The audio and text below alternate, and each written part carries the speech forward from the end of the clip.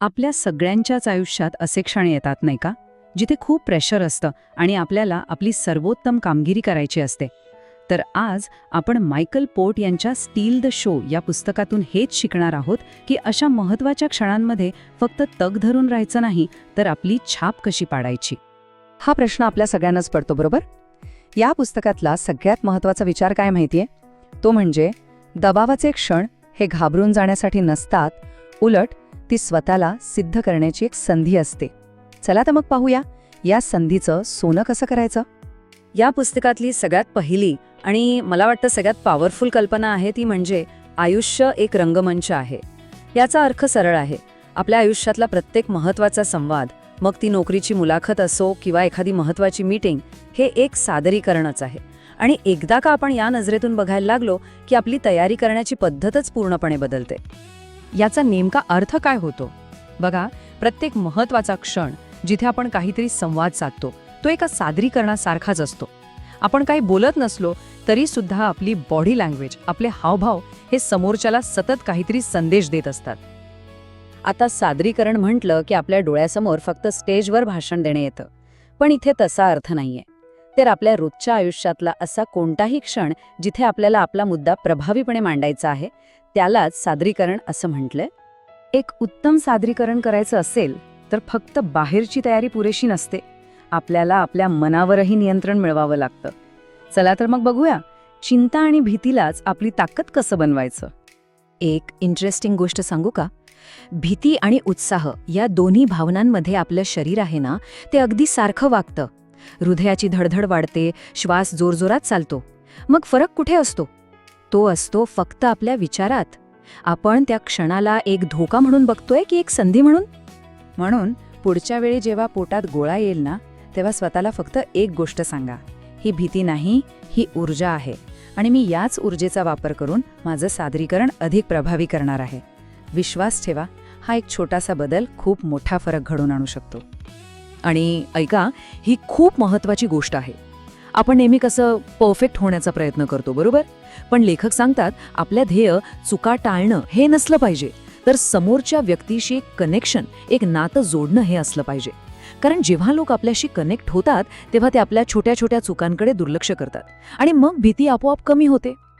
Okay, तर आता मानसिक तयारी कशी करायची हे तर कळलं, पण आता काही प्रॅक्टिकल टूल्स बघूया जी आपल्याला आत्मविश्वासाने सादरीकरण करण्यासाठी नक्कीच मदत करतील. बघा, तयारी आणि सादरीकरण या एकाच गाडीची दोन चाकं आहेत असं समजा. जर चांगली तयारी नसेल तर ऐनवेळी आत्मविश्वास डळमळतो आणि आत्मविश्वासच नसेल तर कितीही चांगली तयारी केली तरी ती वाया जाते. म्हणूनच या दोन्ही गोष्टींवर समान लक्ष देणं खूप गरजेचं आहे. तर तयारीसाठी ना ही एक सोपी 3 स्टेप फॉर्म्युला आहे. पहिलं, तुमचा मुख्य मुद्दा काय आहे तो एका वाक्यात तयार ठेवा, म्हणजे तुम्ही कधीच विषयापासून भरकटणार नाही. दुसरं, सुरुवातीच्या काही ओळी पाठच करा, याने एक दमदार सुरुवात मिळते आणि आत्मविश्वासही वाढतो.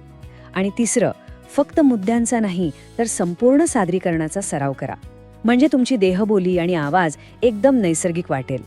ओके, तर तुमची बॅकस्टेज तयारी झालीये. आता वेळ आहे थेट स्टेजवर जाण्याची. चला बघूया, प्रत्यक्ष सादरीकरण करताना अशा कोणत्या 3 गोष्टी आहेत ज्या तुमचा प्रभाव दुप्पट करू शकतात. तुमची बॉडी लँग्वेज, तुमची उपस्थिती, तुम्ही कसे उभे आहात ना, यावरूनच तुमचा कॉन्फिडन्स दिसतो. ताठ आणि मोकळे खांदे असलेली देहबोली फक्त लोकांवरच नाही तर तुमच्या स्वतःच्या मनावरही एक सकारात्मक परिणाम करते. असं होतं ना की घाबरल्यावर आपण खूप फास्ट बोलायला लागतो, पण एक गोष्ट लक्षात ठेवा, हळू बोलणं आणि महत्त्वाच्या मुद्द्यांनंतर एक छोटा पॉज घेणं हे अधिकाराचं आणि आत्मविश्वासाचं लक्षण आहे. त्याने तुमच्या शब्दांना एक प्रकारचं वजन येतं. आय कॉन्टॅक्ट, लोकांच्या डोळ्यात डोळे घालून बोलणं खूप खूप महत्त्वाचं आहे.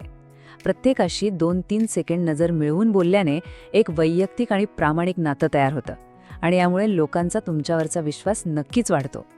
बरं, तर आपण इतक्या सगळ्या गोष्टी पाहिल्या. आता या सगळ्याला एकत्र आणून कृतीत उतरवण्याची वेळ आली आहे. चला, आपण शिकलेल्या सर्वात महत्त्वाच्या गोष्टींवर एकदा पटकन नजर टाकूया, ज्या तुम्ही आजपासूनच वापरायला सुरुवात करू शकता. तर जाता जाता हे 3 नियम लक्षात ठेवाच. नंबर 1, प्रत्येक महत्त्वाच्या क्षणाला एक संधी समजा आणि त्याची तयारी करा. नंबर 2, तुमची देहबोली आणि तुमचा आवाज हे तुमचे सर्वात मोठे शस्त्र आहेत. त्यांचा प्रभावीपणे वापर करा. आणि नंबर 3, भीतीला शत्रू नाही तर ऊर्जेचा स्रोत माना. या मानसिकतेने तुम्ही कोणतंही आव्हान सहज जिंकू शकता. तर मग या एका प्रश्नावर विचार करायला हरकत नाही. तुमच्या आयुष्यातला पुढचा मोठा शो कोणता असणार आहे? मग ती एखादी मीटिंग असेल, मुलाखत असेल किंवा एखादं महत्त्वाचं संभाषण. आज शिकलेल्या गोष्टींचा वापर करा आणि तो शो तुमचाच करा.